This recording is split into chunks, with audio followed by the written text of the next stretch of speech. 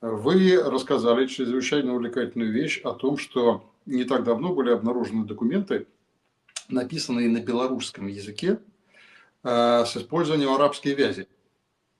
И это будет чрезвычайно интересно моему коллеге. Я надеюсь, он мне потом предоставит отдельную возможность для дополнительного вопроса. Речь идет о татарском языке и фактически его симбиозе с белорусским. И поправьте меня, потому что, возможно, я запутался.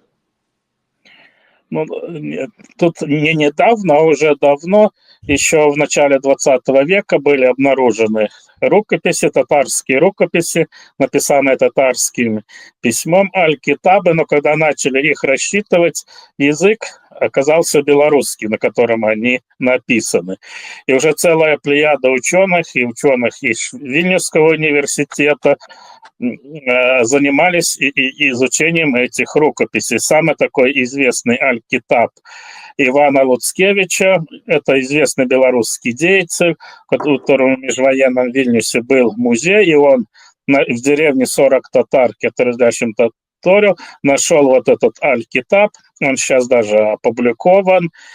И вот там не только религиозные тексты были, но и чисто бытовые, какая погода, что кушать и так далее.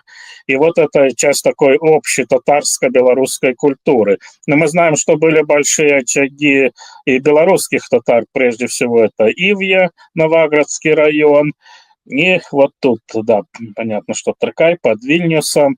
И вот и это говорит о том, что, значит, были какие-то общие общения, общее взаимодействие, потому что просто так тексты по-белорусски не писались арабским письмом.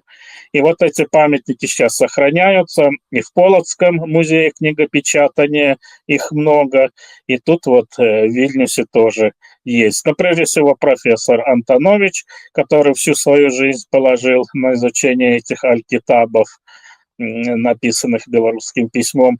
Поэтому вот даже оказывается, что белорусы вот такая нация, которая до сих пор имеет 3 письменности: кириллица, латиница и еще арабица.